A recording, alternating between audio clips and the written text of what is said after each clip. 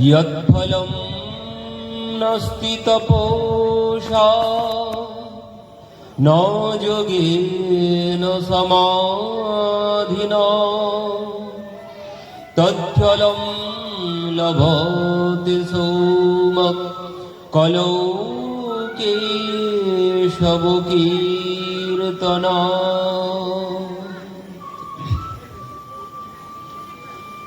নামের মহিমা কি বলছে ভাগবতে? দেবর্ষি নারদ ভগবানের নামের মহিমা বলছেন ভক্তি দেবীর কাছে। ভক্তি দেবী জিজ্ঞাসা করলেন, মহারাজ পরীক্ষিত কি জন্যে এই কলিকে তিনি জায়গা দিলেন? মহারাজ পরীক্ষিত কলিকে কি জন্যে জায়গা দিলেন? ভক্তি দেবী প্রশ্ন করেছেন দেবর্ষি নারদের কাছে। যে সময় ভক্তি দেবী যমুনার তীরে নিজের দুই পুত্রকে নিয়ে অসুস্থ অবস্থাতে পড়েছিলেন, তো সেই ভক্তি দেবী যখন দেবর্ষি নারদকে দর্শন করলেন, দর্শন করে তিনি দেবর্ষি নারদকে সেখানে ডাক দিলেন, ভো ভো সাধু সনন্তিষ্ট মচ্চিন্তা মপি নাশয়। হে দেবর্ষি, আপনি আমার কাছে আসুন আর আমার দুঃখ দূর করুন। তো এই কথা শ্রবণ করে দেবর্ষি নারদ দেবীর কাছে গিয়েছেন। তো সেই দেবীর কাছে গিয়ে জিজ্ঞাসা করলেন, বদ দেবী স্বাবিস্তারম শস্য দুঃখস্য কারণম। বলুন দেবী, আর আপনি কে, আর আপনার দুঃখের কারণ কি? তো সেখানে ভক্তি দেবী পরিচয় দিলেন, অহম ভক্তি রীতি খ্যাতা ইমৌ নিতনৌ মতৌ জ্ঞান বৈরাগ্য নামানু কাল যোগেন জর্জর।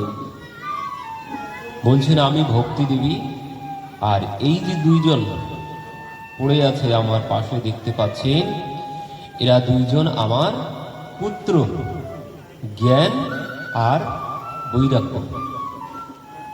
এই কথা যখন বলেছেন, দেবর্ষি নারদ বলছে না, দেবী সে কি করে হয়? আপনাকে দেখে মনে হচ্ছে আপনার বয়স 24 থেকে 25, আর আপনি বলছেন এরা দুইজন আপনার সন্তান। তো এনাদের দুইজনাকে দেখে মনে হচ্ছে এনাদের দুইজনার বয়স তো 80-90 বছরের বৃদ্ধ এরা। তো এরা দুইজন আপনার পুত্র কি করে হলো? তো তখন ভক্তি দেবী বলছেন, আমিও বৃদ্ধা ছিলাম এদের মতোই, কিন্তু আমি এখানে এসে নবীনেব স্বরূপিনী, মানে নূতন স্বরূপ লাভ করেছি। আমি নূতন স্বরূপ লাভ করেছি। বলছেন, উৎপন্ন দ্রাবিড়ে সাহা বৃদ্ধি কর্ণাটকে গতা ক্বচিৎ ক্বচিৎ মহারাষ্ট্রে গুর্জরে জীর্ণতম গত। বলছে আমার জন্ম হয়েছে কোথায়? উৎপন্ন দ্রাবিড়ে, দ্রাবিড় দেশে উৎপন্ন, দ্রাবিড়ে উৎপন্ন সহা বৃদ্ধি কর্ণাটকে গতা ক্বচিৎ ক্বচিৎ মহারাষ্ট্রে, আর গুর্জরে জীর্ণতম গতা, গুজরাটে গিয়ে আমি জীর্ণ শীর্ণ রুগ্ন হয়ে গিয়েছিলাম। আমরা তিনজন। তো সেই গুজরাট থেকে আমি এলাম কোথায়? এই বৃন্দাবনে যমুনার তীরে সুস্থ হওয়ার জন্য। তো আমরা তিনজন যখন এসেছি এখানে, এই যমুনার কূলে আসার সাথে সাথে আমি তো নূতন স্বরূপ লাভ করেছি, আমি বৃদ্ধা থেকে যুবতী হয়ে গেছি, কিন্তু আমার দুই পুত্র তারা কিছুতেই সুস্থ হচ্ছে না, তারা দুইজন বৃদ্ধ হয়ে পড়ে আছে। তো এই কথা শ্রবণ করে দেবর্ষি নারদ বলছেন, হে দেবী, আপনি কোনো চিন্তা করবেন না। কেন? আপনি যেখানে এসেছেন ঠিক জায়গাতেই এসেছেন, আর আপনি কোনো চিন্তা করবেন না। আপনি যেমন নবীনেব স্বরূপিনী, মানে নূতন স্বরূপ লাভ করেছেন বৃন্দাবনে এসে, ঠিক তেমন আপনার দুই পুত্র এরাও নূতন স্বরূপ লাভ করবে। কি করলে? বলছেন কৃষ্ণ চরণম বুঝ স্মর দুঃখ গমিষ্যতি, ভগবানের চরণ চিন্তন করুন, আপনার দুঃখ দূর হয়ে যাবে। তো সেইখানেই কথা হয়েছিল। ভক্তি দেবী বলছেন আমি তো তাই করছি, আমি তাই করছি, এখানে বসে বসে ভগবানের চিন্তনই করছি, ভগবানের নামই করছি বসে বসে, কিন্তু আমি সুস্থ হয়ে গেলাম, কিন্তু আমার জ্ঞান বৈরাগ্যের কোনো পরিবর্তন হলো না। তো সেখানে দেবর্ষি নারদ এই ভক্তি দেবীর সাথে কথার সময় সেখানে বললেন যে এই জ্ঞান বৈরাগ্যের এমন অবস্থা হয়েছে কেন? বলছেন কাল যোগেন জর্জরৌ, মানে কালের প্রভাবে। কাল কোন কাল? কলি। কলি কালের প্রভাবে জ্ঞান আর বৈরাগ্য তারা দুইজনা অসুস্থ। কলের দোষ ও নিধিরাজ অস্তিত্ব যে কো মহান গুণ। বলছেন কলি দোষের রাজা, কলি দোষের রাজা, কলের দোষ ও নিধিরাজ অস্তিত্ব যে কো মহাগুণ। কিন্তু একটি মহান গুণ আছে কলির। দোষ দোষের রাজায়, কলি দোষের রাজা, কিন্তু কলির একটি মহান গুণ আছে, যে গুণের জন্যে পরীক্ষিত মহারাজ এই কলিকে জায়গা দিয়েছিলেন। তো ভক্তি দেবী বলছেন কি জন্যে, কি জন্যে পরীক্ষিত মহারাজ এই কলিকে জায়গা দিলেন? তো সেখানে দেবর্ষি নারদ এই কথা বলছেন, দেবী পরীক্ষিত মহারাজ কলিকে জায়গা দিয়েছিলেন এই জন্যে কারণ কলির একটি মহান গুণ। কলি তো দোষের রাজা, দোষ ছাড়া কোনো কিছু নেই এখানে, কিন্তু একটি মাত্র গুণ আছে কলির, যে গুণের জন্য পরীক্ষিত মহারাজ এই কলিকে জায়গা দিয়েছিলেন। কি গুণ? বলছেন কীর্তনা দেব কৃষ্ণ স্ব নিত্যম মুক্ত্যম পরম ব্রজে। ভাগবতে সুখদেবজি কি বলছেন? দেবর্ষি নারদ বললেন যে কথা, ইয়ৎফলম নাস্তি তপসা নো যোগেন সমাধিন তৎফলম লভতে সৌম কলৌ কেশব তদ হরি কীর্তনাৎ। কি বললেন? ইয়ৎফলম নাস্তি তপসা নো যোগেন সমাধিন। বলছেন সেই সত্য ত্রেতা দাপরে যজ্ঞ করে, ধ্যান করে, পূজন করে যে ফল লাভ হয়েছে সেই ফল লাভ হবে কিসের দ্বারা?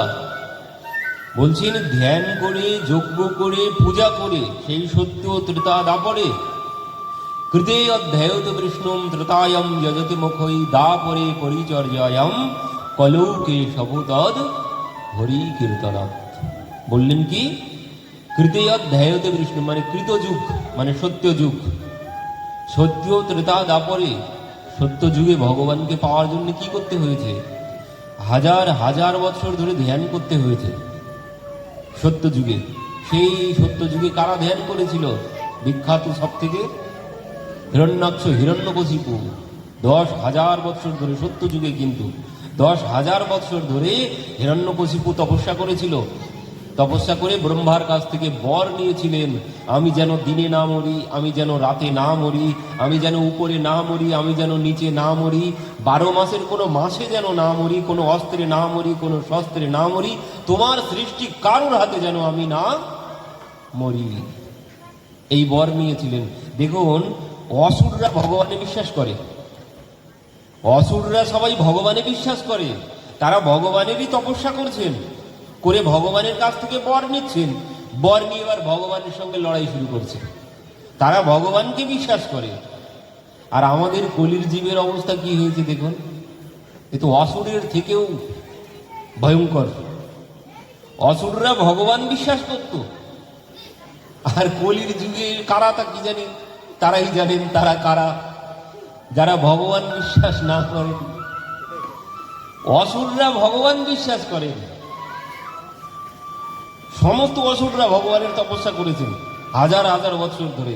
আর তপস্যা অসুররাই করতে পারে, সাধারণ মানুষের দ্বারা অসুররাই তপস্যা করে, কারণ অসুরদের শক্তি অপরিসীম, মানুষের দ্বারা ভজন সাধন হয় না।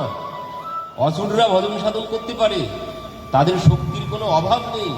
তো সেই জন্য তারা তপস্যা করেছেন, করে বর নিয়েছেন, নিয়ে সেই ভগবানের সাথেই লড়তে শুরু করেছেন। কিন্তু কলিযুগে যারা ভগবান না মানেন তারা তাহলে কোন ক্যাটাগরিতে যাচ্ছে তো তারাই জানেন। অসুরেরও উপরে তারা হয়, যারা কলিযুগে ভগবান বিশ্বাস না করি। তো সেই সত্য যুগে কি করতে হয়েছে? ভগবান পাওয়ার জন্য হাজার হাজার বছর ধরে তপস্যা করতে হয়েছে। তারপর ত্রেতা যুগে ভগবান পাওয়ার জন্য কি করতে হয়েছে? ত্রেতায়াম যজতে মুখই, মানে যজ্ঞ করতে হয়েছে। যজ্ঞ করে ভগবান পাওয়া গেছে, যজ্ঞ করে পুত্র কন্যা পাওয়া গেছে। যা কিছু করতে হবে, যা কিছু চাই, যজ্ঞ করলেই কামনা পূর্ণ হবে। তো যজ্ঞ করেই তো রাম লক্ষ্মণ ভরত শত্রুঘ্ন এলো কোথার থেকে? যজ্ঞ থেকে। তো যজ্ঞ করে ভগবান পাওয়া গেছে ত্রেতা যুগে। তারপরে তপস্যা করে, ত্রেতা যুগে যজ্ঞ করে, সত্য যুগে তপস্যা করে, ত্রেতায় যজ্ঞ করে, আর দাপরে হচ্ছে পূজার দ্বারা ভগবানকে পাওয়া গেছে। আর এই কলিযুগে ভগবান পাওয়া যাবে কিভাবে? কলিযুগে একমাত্র কলিযুগ কেবল নাম আধারা, সুমিরি সুমিরি নর উতরহি পারা। বললেন এই কলিযুগে একমাত্র নামই সার। এই কলিযুগে অন্য কোনো পথ নেই। ভগবান পাওয়ার জন্যে অন্য কোনো কিছুতে অন্য কোনো ফলও পাওয়া যাবে না। আপনি তপস্যা করেও ফল পাওয়া যাবে না এখানে, পূজা করেও কোনো ফল পাওয়া যাবে না, যজ্ঞ করেও কোনো ফল পাওয়া যাবে না এখানে। অনেকেই করে যজ্ঞ, কিন্তু যজ্ঞে কোনো ফল পাওয়া যাবে না, উল্টো ফল হবে। কলিযুগে যজ্ঞ করলে তামসিক শক্তি, আসরিক শক্তি বৃদ্ধি পাবে। কলিযুগে যজ্ঞ করলে আসরিক শক্তি বৃদ্ধি পাবে। কিন্তু কলিযুগে মহাপ্রভু প্রচার করলেন নাম একমাত্র। তো এই পরীক্ষিত মহারাজ কলিকে জায়গা দিলেন এই কারণে, এই একটি গুণের জন্য। কি জন্যে? যে কলিযুগে শুধুমাত্র নাম করলেই ভগবান পাওয়া যাবে, আর কোনো কিছু করতে হবে না। নময়তি ইতি নামহ, নাম করলেই নামীকে নামিয়ে নিয়ে আসা যাবে। তার জন্য কোনো যজ্ঞ নয়, কোনো পুজো নয়, কোনো তপস্যা নয়, কোনো কিছু করতে হবে না। এত সুবিধা। কলির দোষ কিন্তু অভাব নেই তার দোষের। সে দোষের রাজা, কলির দোষ নিধরাজ, কলি দোষের রাজা। কিন্তু অস্তিত্ব যে মহান গুণ, তার একটি মহান গুণ আছে, সেটি হচ্ছে এই নাম। কলিযুগ কেবল নাম আধারা, সুমিরি সুমিরি নর উতরহি পারা। সবাই পার হয়ে যাবে, ভবসমুদ্র পার হয়ে যাবে। সুমিরি সুমিরি নর উতরহি পারা বলছেন, ভবসমুদ্র পার হয়ে যাবে শুধুমাত্র এই নাম আশ্রয় করলে। আর কোনো কিছু করতে হবে না, শুধুমাত্র নাম করলেই ভবসমুদ্র পার হওয়া যাবে। তবে কি বললেন? নাম যে পার করবে,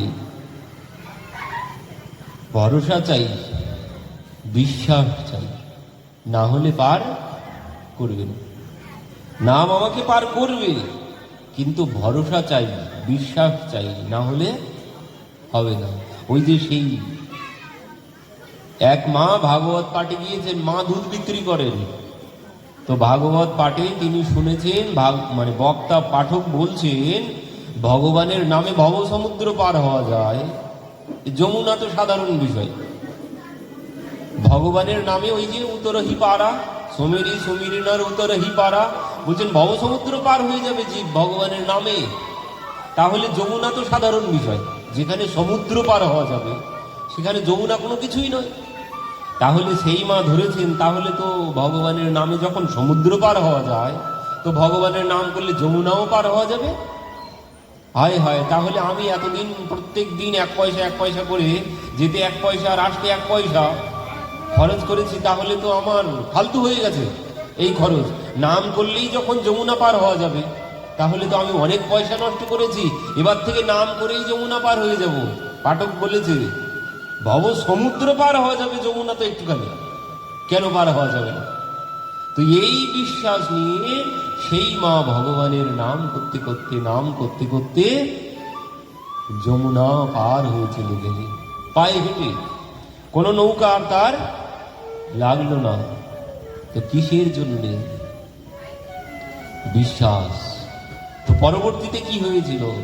সেই মা কিছুদিন পর সেই পাঠকের কাছে গেছেন, বলছেন, বাবা আপনি কিছু দুধ রাখুন, আপনাকে আমি এই দুগ্ধ দিয়ে গেলাম, আপনি পান করবেন। আমি বড় খুশি হয়েছি আপনার কথাতে, আপনার কাছ থেকে কোনো মূল্য আমি নেব না। কেন, কোন কথাতে খুশি হয়েছ? তো বলছেন, বাবা ওই যে আপনি বললেন সেদিন ভগবানের নামে ভবসমুদ্র পার হওয়া যায়, আর এ তো যমুনা সাধারণ ব্যাপার। তো সেই জন্য সেখান থেকে আমি ওই নাম করতে করতে যমুনা পার হয়ে যাই। ওই যেতে 1 পয়সা আর আসতে 1 পয়সা, আমার প্রত্যেক দিন 2 পয়সা বেঁচে যাচ্ছে। তো এই জন্যে আপনাকে কোনো মূল্য দিতে হবে না, আপনাকে ফিরি ফিরি আমি দুগ্ধ দিয়ে গেলাম, আজ পান করবেন, আপনি কৃপা করুন। তো সেই পাঠক বলছেন, মা তুমি নাম করতে করতে যমুনা পার হয়ে যাও? বলছেন, হ্যাঁ। আমাকে পার করতে পারবে? বলছেন, হ্যাঁ, কেন পারবো না, চলুন আমার সাথে। তো সেই মা সেই পাঠকের হাত ধরে নিয়ে এবার যমুনা পার হতে গেছেন। এবার যেই যমুনা পার, এই পাঠকের হাত ধরে যমুনা পার হচ্ছেন, মা তো নাম করতে করতে সোজা নেমে গেলেন যমুনায়। এই পাঠক আস্তে আস্তে জলের মধ্যে ডুবে গেলেন। কেন? পাঠকের মধ্যে বিশ্বাস নেই, পাঠকের মধ্যে ভরসা নেই। তিনি পড়েছেন, গ্রন্থে লেখা আছে তাই বলেছেন, ইনি পড়েছেন, গ্রন্থে বলে দিয়েছেন, তার মধ্যে বিশ্বাস নেই, ভরসা নেই। কিন্তু ইনি বিশ্বাস করে নিয়েছেন, ইনি বিশ্বাস করেছেন, ইনি ভরসা করেছেন। কিসের জন্যে? বলছেন এই বিশ্বাস ভরসা কিসের থেকে আসবে? বলছেন এই বিশ্বাস ভরসা আসবে ওই যে মহাপ্রভু বললেন, চেত দর্পণ মার্জনম। চেত দর্পণ মার্জনম ভগবান রামচন্দ্র তুলসীদাসজি বলছেন রামচরিতমানসে, নির্মল মনোজন সো মোহে পাবা, মোহে কপট ছল ছিদ্র না ভাবা। বলছেন আমাকে সেই পাবে যার মনটা নির্মল হয়েছে, যার মনটা নির্মল হয়েছে সেই পাবে আমাকে, অন্য কেউ পাবেন না। যার মনটা নির্মল হয়েছে, নির্মল মনজন সো মোহে পাবা, মোহে কপট ছল ছিদ্র না ভাবা। আমার ওই কপটতা ছল চাতুরি ভালো লাগে না, আমি কপটতা ছল চাতুরি পছন্দ করি না। যিনি সরল হতে পারবেন তিনিই আমাকে লাভ করবেন। দেখুন জগতে বড় হতে গেলে কিন্তু কপটতাই চাই, কপটতা ছাড়া জগতে বড় হওয়া যাবে না। আর তার ঠিক উল্টোটা চাই ভগবান পেতে গেলে। জগৎ যদি জগতে সরলতা দেখায় সবাই পাগল বলবে, জগতে যদি সরলতা দেখাই তো এখানে বড় হওয়া যাবে না। কিন্তু ভগবান পেতে গেলে সরল হতে হবে, জগৎকে পেতে গেলে আমাকে কূটবুদ্ধি সম্পন্ন হতে হবে। ছল চাতুরি কপটতা না থাকলে এ জগতের সঙ্গে লড়তে পারবো না, ও সরলতা দিয়ে জগতের সঙ্গে লড়া যাবে না। আর সরলতা না হলে ভগবান পাওয়া যাবে না। জগৎ একদিকে যাবে, তার উল্টোটা সম্পূর্ণ উল্টো গুণ চাই। জগৎ পেতে গেলে যে গুণ চাই তার ঠিক উল্টো গুণ চাই ভগবান পেতে গেলে। সহজ সরল নির্মল পাগল, কতকটা পাগলের মতো হতে হবে ভগবান পেতে গেলে। তো নির্মল, নির্মল মনজন সো মোহে পাওয়া, মোহে কপট ছল ছিদ্র না ভাবা। তো মহাপ্রভু, তো এই নির্মল কিসে হবে? মহাপ্রভু বলছে চৈতন্য চৈতামৃতে, জীবের সাধ্য সাধন কি? মহাপ্রভু বলছেন জীবের সাধ্য সাধন কি, সাধ্য কি আর সাধন কি। সাধ্য সাধন তত্ত্ব আলোচনা আছে রায় রামানন্দ সংবাদে, সেখানে খুব বিস্তারিত আছে। কিন্তু মহাপ্রভু জিজ্ঞাসা করছেন রায় রামানন্দ মাধ্বাচার্যজির শিষ্যদের কাছে, মহাপ্রভু জিজ্ঞাসা করছেন যে সাধ্য সাধন কি হবে জীবের, সাধ্য কি আর সাধন কি। মানে সাধনা মানে পরিশ্রম, আর সাধ্য পরিশ্রম করব কি পাওয়ার জন্য পরিশ্রম করব, ধরুন আমাকে পরীক্ষায় পাস করতে হবে, তো ভালো করে পড়াশোনা করতে হবে, রাত জেগে পরীক্ষার সময় পড়াশোনা করি। তো এই পড়াশোনাটা কি? সাধনা। সাধনা, পড়াশোনাটা সাধনা। আর সাধ্য কি? পাস করা পরীক্ষায়, ওটাই হচ্ছে সাধ্য, পরীক্ষায় পাস করা। আর পড়াশোনাটা হচ্ছে সাধনা। তো মহাপ্রভু জিজ্ঞাসা করছেন যে জীবের সাধ্য সাধন, সাধ্য সাধন আমি না জানি ভালো মতে, সাধ্য সাধন শ্রেষ্ঠ জানাহ আমাতে। মহাপ্রভু বলছেন জীবের সাধ্য সাধন কি হবে? তো সেখানে মহাপ্রভু উত্তর দিচ্ছেন জীবের সাধ্য সাধন কি? প্রভু কহে, শাস্ত্র কহে, শ্রবণ কীর্তন, কৃষ্ণ প্রেম সেবা ফলের পরম সাধন। কি বলছেন? শাস্ত্র কহে শ্রবণ কীর্তন, কৃষ্ণ প্রেম সেবা ফলের পরম সাধন। সাধ্য কি? প্রেম। সাধ্য চাই প্রেম, আর সাধন কি? সেই প্রেম কিসে পাবো? প্রেম লাভ করব কি করে? বলছেন প্রেম লাভ করতে গেলে চাই শ্রবণ কীর্তন, ওই নাম, এই কথা শ্রবণ আর নাম জপ ছাড়া নির্মল হবে না।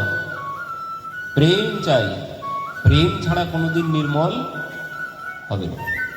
প্রেম ভক্তি সাধ্য সাধ, প্রেম ভক্তি ছাড়া কোনোদিন নির্মল হবে না। মন নির্মল করতে গেলে আগে চাই প্রেম, কৃষ্ণ প্রেম। সাধুগুরু বৈষ্ণবের চরণে যদি প্রেম না হয় কোনোদিন মন নির্মল হবে না। তো আগে মন নির্মল করতে হবে। তো মন নির্মল কিসে হবে? বলছেন ওই প্রেম ভক্তি ছাড়া নির্মল হওয়া কিছুতেই সম্ভব নয়। তো মহাপ্রভু বললেন এখানে প্রেম ভক্তি কি করে পাওয়া যাবে? বললেন প্রেম ভক্তি পেতে গেলে শ্রবণ আর কীর্তন, এই নাম, যে নাম, নামই একমাত্র কলিযুগ কে বলো নাম আধারা। তো এই নাম দিয়ে কি হবে? বললেন এই নাম দিয়ে প্রেম ভক্তি লাভ করা যাবে। আর প্রেম ভক্তি যখন আমি লাভ করব তখনই আমার মন নির্মল হবে। প্রেম ভক্তি নেই কিন্তু এমন কেউ নেই জগতে, সবার মধ্যে প্রেম ভক্তি আছে। জগতে প্রেম ভক্তি নেই এমন কোনো ব্যক্তি নেই, সবার মধ্যে প্রেম ভক্তি আছে, কিন্তু এক একজনের প্রেম এক এক জায়গায়। কারো অর্থে প্রেম আছে, কারোর স্ত্রী পুত্রে প্রেম আছে, কারোর পতিতে প্রেম আছে, কারোর গাড়ি বাড়িতে প্রেম আছে। তো প্রেম সবার মধ্যেই আছে, কিন্তু বললেন ওই প্রেমে কোনো কাজ হবে না। এমনি সংসারে মন দিয়েই দেওয়া যায়, কোনো কষ্ট করতে হয় না, কোনো চেষ্টা করতে হয় না। গাড়ি বাড়ি অর্থ সম্পদ স্ত্রী পুত্র পতি, এতে মন দিতে কোনো কষ্ট নেই, কিন্তু ওই প্রেমে তো কোনো কাজ হবে না, ও কোনো কাজে লাগবে না। আর ও প্রেম কোনো প্রেমই নয়, যাকে আমরা প্রেম বলি ওটি কোনো প্রেম নয়। জগতে যেটি আছে আমরা যেটি প্রেম বলি ওটি কোনো প্রেম নয়, ও তো স্বার্থ। ওই যে সুর নর মুনি সবকে এহ রীতি, স্বার্থ লাগি করেও সব প্রীতি। বললেন সংসারের যত ভালোবাসা প্রেম যা কিছু আছে ও স্বার্থের জন্য। স্বার্থ ফুরিয়ে গেলেই কোথায় চলে যাবে, ও আর খুঁজে পাওয়া যাবে না। তো বললেন ওই যে প্রেম তবু আমাদের সবার মধ্যে আছে, কারোর অর্থের প্রতি প্রেম আছে, অর্থকেই আগলে রাখে, কারো স্ত্রী পুত্রের প্রতি প্রেম আছে। তো বলছেন ওই প্রেমটা কি করতে হবে? বলছেন ওই প্রেমটা যখন তোমার ভগবতমুখী হবে তখনই তোমার কল্যাণ সম্ভব, তার আগে নয়।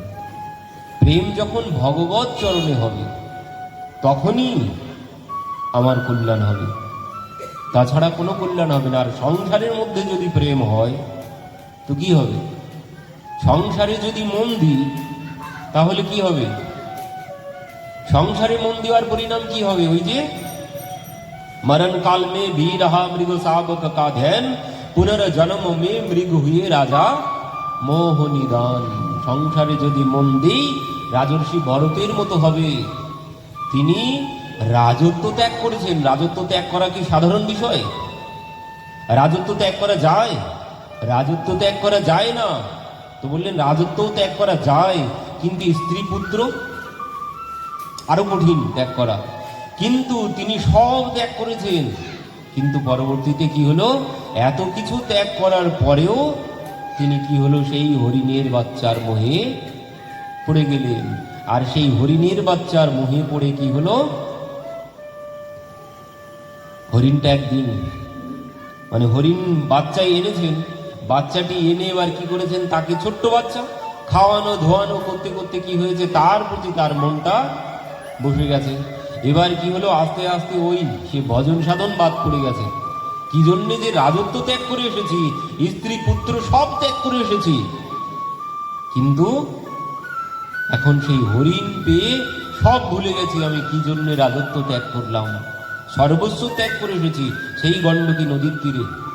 আমাদের দেবদাস তো সবসময় যায় সেখানে ভক্তদের নিয়ে। তো সেই গণ্ডকী নদীর তীরে সেখানে সেই পুলহ আশ্রমে তিনি গিয়ে ভজন সাধন করতেন। তো সেই ভজন সাধনের জায়গায় এখন ভজন সাধন কি হলো? সেই হরিণের বাচ্চাটাকে ওই বাঘে গর্জন করেছে। হরিণীটি গিয়েছিল জলপান করতে, আর বাঘের ওই সিংহের গর্জন শ্রবণ করে হরিণটি ছিল গর্ভবতী, ভয় পেয়ে লাভ দিয়েছেন। আর লাভ দেওয়ার সাথে সাথে গর্ভ থেকে বাচ্চা প্রসব হয়ে গেছে, আর হরিণীটা জলের মধ্যে পড়ে সে প্রাণ ত্যাগ করেছে। বাচ্চাটা ওই কিনারায় পড়ে ছটফট করছিল। আর ইনি দর্শন করেছেন। ইনি গিয়েছিলেন স্নান করতে, সকালবেলা স্নান করতে গিয়ে এই বাচ্চাটিকে ইনি দর্শন করেছেন। করে এবার ভাবছেন আমার কর্তব্য কি একে এখন উদ্ধার করা, আমার কর্তব্য একে উদ্ধার করা। তো জল থেকে উপরে তুলে রেখেছেন। এবার উপরে তুলে রেখে ইনি স্নান করে ফিরে আসবেন, তখন ভাবছেন একে তো আমি উদ্ধার সম্পূর্ণরূপে করতে পারলাম না, কারণ আমি যেই এখান থেকে চলে যাব কোনো হিংস্র প্রাণী এসে একে খেয়ে ফেলবে, তাহলে তো উদ্ধার করা হলো না। তো উদ্ধার করব কি করে? বলছেন তাহলে একে উদ্ধার করতে গেলে আমার আশ্রমে নিয়ে যেতে হবে। তো এবার আশ্রমে নিয়ে গেল, দায়িত্ব আস্তে আস্তে বাড়তে শুরু করলো। যেহেতু সদ্যজাত খেতে পারে না, এবার ইনি নিজে হাতে খাওয়ানো ধোয়ানো করতে করতে হরিণীটা আস্তে আস্তে বড় হচ্ছে বাচ্চাটি। পরবর্তীতে কি হলো? বনের থেকে এক দল হরিণ এলো, তাদের সাথে ইনি চলে গেলেন। এই হরিণ চলে গেল। এবার কি হলো? ইনি সেই হরিণের শোকে হরিণ হরিণ হরিণ হরিণ করতে করতে করতে করতে তিনি প্রাণ ত্যাগ করলেন। আর কি হলো? তিনি এবার হরিণ জনিতে গিয়ে জন্মগ্রহণ করলেন। কেন? ভগবান বলেই রেখেছেন ইয়ম ইয়ম বাপে স্মরণব্যম ত্যজন্তে কলবরম তত্ত্বমেবৈতি কৌন্তেয় সদা তদ্ভাব ভাবিতম। বলছেন যিনি যেমন চিন্তা করতে করতে মৃত্যুবরণ করবেন, আগামীতে ঠিক তেমন জনিতে তিনি জন্মগ্রহণ করবেন। এই হচ্ছে 84 লক্ষ জনির চক্রে ইনি পড়ে গেলেন। এই যে মনুষ্য শরীর আমরা লাভ করেছি, প্রহ্লাদ মহারাজ বলছেন বড় ভাগ্যবান সতন পাওয়া। বলছেন বড় ভাগ্যের ফলে এই মনুষ্য শরীর আমরা লাভ করেছি। কিসের জন্যে? ছোট্ট প্রহ্লাদ মহারাজ, তখন তার মাত্র 5 বছর বয়স প্রহ্লাদ। সেই প্রহ্লাদ বলছেন এই মানব শরীর আমরা পেয়েছি একমাত্র ভগবানের ভজন সাধন করার জন্যে। দেব অসুর মনুষ্য যক্ষ গন্ধর্ব এ বচ ভজন মুকুন্দ চরণ স্বস্তি মানসদ যথাবয়ম। বলছেন দেব অসুর যক্ষ গন্ধর্ব মনুষ্য সবার কর্তব্য কি? ভগবানের ভজনা করা। আর এই ভজনা করে কি করতে হবে? বলছেন এই জন্ম মৃত্যু চক্র থেকে বাইরে বার হতে হবে। এই চক্রগুহ, ওই যে অভিমন্যু চক্রগুহের মধ্যে প্রবেশ করেছিল, তো পরিণাম কি হলো? নৃশংসভাবে তাকে হত্যা করা হলো। তো ওই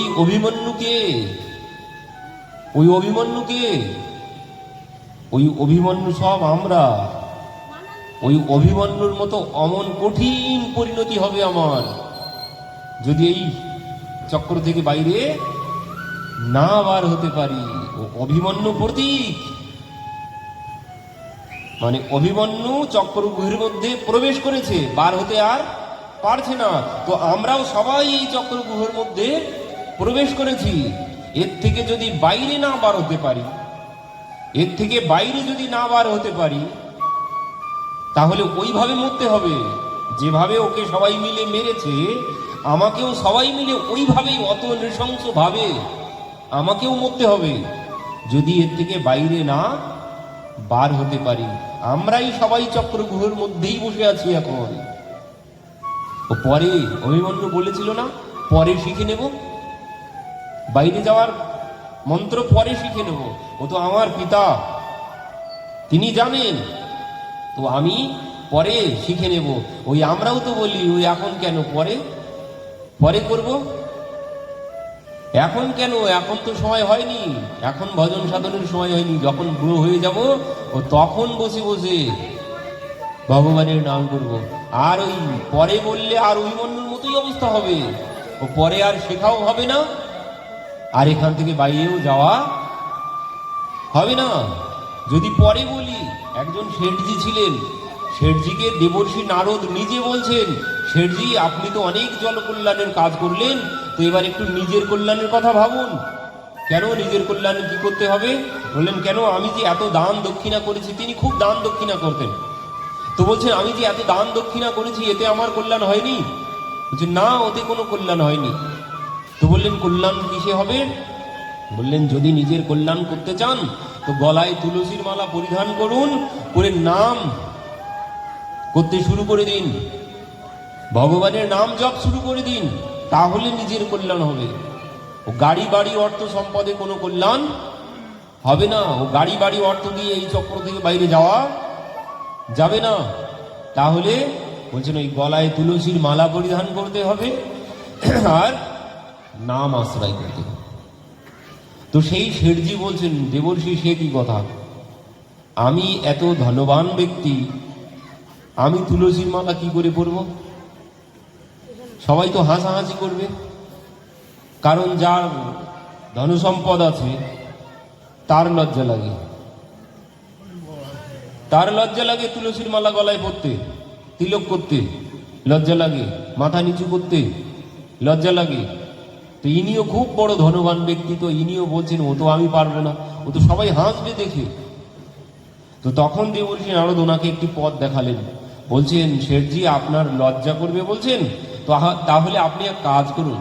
কি বলছেন? আপনি আমার সাথে বৃন্দাবনে চলুন, কিছুদিনের জন্য আপনি বৃন্দাবনে চলুন। বৃন্দাবনের ভূমির এমন মহিমা, ওই ভূমিতে যখন আপনি চরণ রাখবেন, ওই ভূমির স্পর্শের সাথে সাথে এখন ভাবছেন লজ্জা করছে, তখন সম্পূর্ণ চিন্তা ভাবনা পরিবর্তন হয়ে যাবে। তখন ভাববেন বিনা তুলসীর মালার বিনা তিলকে আমি কেন এখানে এসেছি, এমনই ভাবনা জাগবে। বৃন্দাবনের ভূমির এমন মহিমা, আপনি একটাবার চলুন আমার সাথে। তো তখন সেই শেঠজি বলছেন দেবর্ষি আপনি তো খুব ভালো কথাই বলেছেন, কিন্তু আমার একমাত্র ছেলে, তার বিবাহ ঠিক করেছি, 1 মাসের মধ্যেই তার বিবাহ হবে। তো এই মুহূর্তে আপনিই বিচার করে বলুন এখন কি আমার বাড়ি ছেড়ে যাওয়া উচিত, যাওয়া ঠিক হবে, এখন কি যাওয়া যায়? তো দেবর্ষি নারদ বলছেন সেও তো কথা, আপনার একমাত্র ছেলে, 1 মাসের মধ্যে তার বিবাহ, তো এখন আর আপনি কি করে যাবেন? তাহলে আপনিই ভাবুন। তো এক কাজ করুন, আপনি কিছুদিন পরে আসুন, ছেলের বিবাহটা দিয়ে নিই, তারপরে আপনার সাথে একেবারে চলে যাব। তো বললেন ঠিক আছে। দেবর্ষি নারদ চলে গেলেন। তো 2-3 বছর পরে একদিন দেবর্ষি নারদ ঘুরতে ঘুরতে এনার কথা মনে পড়েছে, তো ভাবছেন যাই শেঠজিকে একটু উপকার করে আসি। তো শেঠজির কাছে এসেছেন, শেঠজিকে এসে বলছেন শেঠজি এই তো ঘরে বৌমা এসে গেছে, সুন্দরী বৌমা এসেছে, আর তো কোনো চিন্তা নেই, ব্যাগপত্র কি গুছিয়ে রেখেছেন নাকি, টিকিট কেটেছেন নাকি? তো শেঠজি বলছে তা তো করা হয়নি। কেন? বলছেন আমার বৌমা গর্ভবতী, 2-1 মাসের মধ্যেই নাতি বা নাতনি হবে, এখন আমি কি করে যাই বলুন তো? আপনি এমন একটা সময় এলেন, এখন তো যেতে পারছি না, এই সময় কি করে যাই? নাতি নাতনির মুখটা না দেখে বৃন্দাবনে চলে যাব, আর ফিরে আসতে পারবো কিনা তার ঠিক নেই, নাতি নাতনির মুখ দেখা হবে কিনা তার কোনো ঠিক নেই। তো এক কাজ করুন, আপনি আর কিছুদিন পরে আসুন, এখন চলে যান। তো দেবর্ষি নারদ বলছেন ঠিক আছে তাই হবে, আমি চলে যাচ্ছি। তো চলে গেলেন। এবার আরো 3-4 বছর পরে একদিন দেবর্ষি নারদ ওনার কাছে এসেছেন। এসে দেখছেন কি শেঠজি শীতকালের দিনে সেই নাতিকে কোলে নিয়ে রৌদ্রে উঠানে বসে আছে। এই তো শেঠজি, নাতি হয়ে গেছে, নাতি বড়ও হয়ে গেছে, তো এবার চলুন, সব ব্যবস্থা করেছেন। তখন শেঠজি কি বলছেন, বলছেন দেবর্ষি আর বলবেন না, এই নাতি দেখতে পাচ্ছেন, এ আমার কোলেই বসে আছে, এ তো ওর বাবা মায়ের কাছে থাকেই না, সর্বক্ষণ আমার পেছন পেছনে, আমি না খাওয়ালে খায় না, আমি না ঘুম পাড়ালে ঘুমায় না, সর্বক্ষণ আমার পেছন পেছনেই ঘুরে।